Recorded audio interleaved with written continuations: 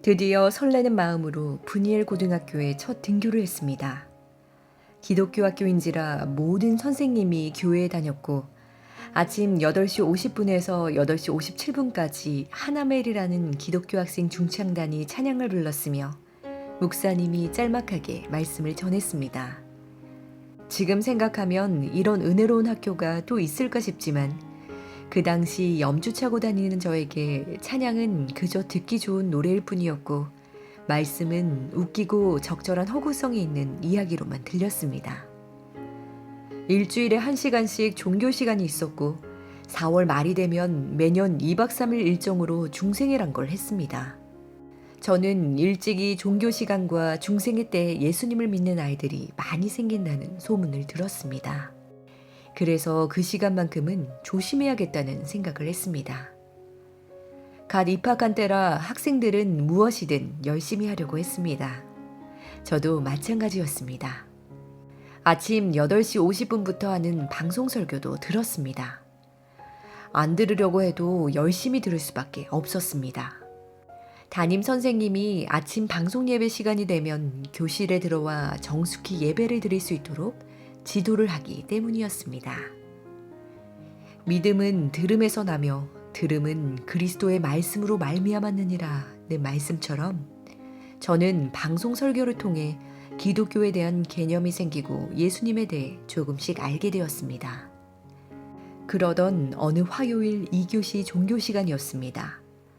하루 중 오전에 있는 2, 3교시가 가장 집중이 잘 되는 시간인데 바로 그때 종교 시간에 잡혀 있었습니다. 어떤 여자 전도사님이 들어오셨는데 아이들은 그분을 초코파이 아줌마라고 불렀습니다. 종교 시간에 대답을 잘하면 초코파이를 주셨기 때문입니다. 다른 시간에는 눈이 초롱초롱하던 아이들이 그 시간만 되면 다들 지루해했습니다. 엎드려 자거나 뒷자리로 가서 다른 공부를 하거나 심지어 대놓고 떠드는 아이들도 있었습니다. 2, 3분당 가운데 앞자리에 앉은 친구들만 눈빛을 반짝였습니다. 그 아이들은 아버지가 목사님이거나 장로님이었고 아니면 우리 사이에서 믿음이 신실하다고 인정받는 아이들이었습니다. 저도 처음에는 맨 뒷자리에 가서 수학 문제를 풀거나 엎드려 있었습니다. 그런데 시간이 지날수록 전도사님의 말씀을 귀 기울여 듣는 아이들이 하나 둘 생기기 시작했습니다. 엎드려 있던 아이들은 자세를 바로잡고 집중하기 시작했고 떠들던 아이들도 전도사님의 말씀을 들으며 조용해졌습니다. 저는 끝까지 전도사님의 말씀을 안 듣고 싶었는데 반 분위기가 다들 집중하는 시간으로 바뀌게 되니 어쩔 수가 없었습니다. 저는 수학 문제 풀던 것을 멈추고 맨 뒷자리에서 딴짓도 못한 채 전도사님의 말씀을 듣게 되었습니다. 전도사님은 부드러운 목소리로 학생들을 집중시키며 이야기를 잘 이끌어 나가셨습니다. 저는 그것이 참으로 신기했습니다. 그런데 수업을 잘 들어보니 날 열받게 만드는 이야기를 계속하네 라는 생각이 들었습니다. 자, 여러분, 이 세상에는 두 가지 종류의 종교가 있습니다. 하나는 하나님이 만든 종교이고 또 하나는 사람이 만든 종교입니다. 하나님이 만든 종교는 기독교이고 사람이 만든 종교에는 불교, 도교, 힌두교, 이슬람교 등이 있습니다. 이 세상은 하나님이 말씀으로 창조하셨습니다. 해와 달과 별, 하늘과 바다, 그리고 이 땅에 살아있는 모든 동식물이 하나님의 말씀으로 창조된 것입니다. 이런 전도사님의 이야기들은 저의 반감을 사기에 충분했습니다. 순 거짓말하고 있네. 도대체 언제까지 저런 허무맹랑한 이야기를 진지하게 계속할 거지? 드디어 저는 폭발을 하고 말았습니다. 종교 시간 바로 직전 가운데 맨 앞자리에 앉아있는 친구에게 다가가서 말했습니다. 네 이번 시간에 내랑 자리 좀 바꾸자. 네가 이번 종교 시간에만 내 자리로 가고 내가 네 자리에 앉을게. 괜찮지? 그 친구는 의아해했지만 내가 하도 강한 눈빛으로 말하니까 아무 소리도 안 하고 자리를 바꾸어 줬습니다. 그때부터 저는 가만히 전도사님의 말을 듣고 있다가 마음에 걸리는 부분이 있으면 여지없이 손을 번쩍 들고 일어나 반박을 하기 시작했습니다. 저기요, 천국 지옥 같은 소리는 유치원생이나 초등학생이라면 믿을까?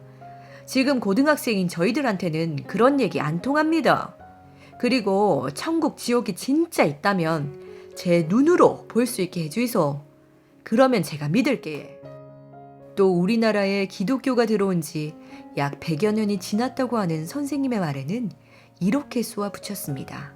저기요, 그러면 우리나라를 구한 이순신 장군이랑 가장 존경받는 세종대왕은 다 지옥 같겠네. 이처럼 저는 계속 선생님의 말에 토를 달고 수업의 흐름을 끊어놓았습니다. 나중에는 반박하는 것이 저의 사명이라고 여길 정도였습니다. 그래서 그분이 말씀하시는 것은 한마디도 놓치지 않기 위해 더욱더 집중해서 들었습니다.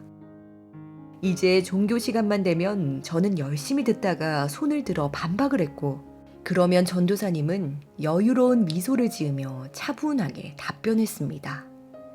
아이들은 종교 시간 전만 되면 저를 찾아와 호들갑을 떨었습니다. 병호야, 오늘은 또 어떤 말로 그 초코파이 아줌마한테 대들 건지 기대된다. 최병호 파이팅! 그러면 저는 너스레를 떨며 말했습니다. 야, 나만 믿어라. 오늘은 답변 못하는 질문을 할 테니 니들 내 잘 보고 있으래. 저는 전도사님의 말에 날카로운 반박을 던지기 위해 마음을 가다듬고 수업에 임했습니다. 그런데 참 신기한 것은 제가 예의 없이 건방진 말투로 질문을 하는데도 전도사님은 단 한 번도 화를 안 내셨다는 것입니다. 수업을 마치고 나가시는 전도사님을 툭 치면서 저기요, 아주머니 말씀은 말이 안 됩니다. 그런 게 어디 있습니까? 그건 거짓말 아닙니까? 라고 대들어도 이런 버릇없는 녀석, 너 자꾸 이렇게 나오면 혼난다. 라고 화를 내시기는커녕 온화한 미소를 띠면서 저의 질문에 친절히 대답해 주셨습니다. 그때마다 이분은 도대체 뭘 믿고 이렇게 항상 당당하고 자신감 넘치고 여유로우신 걸까? 라는 생각이 들곤 했습니다.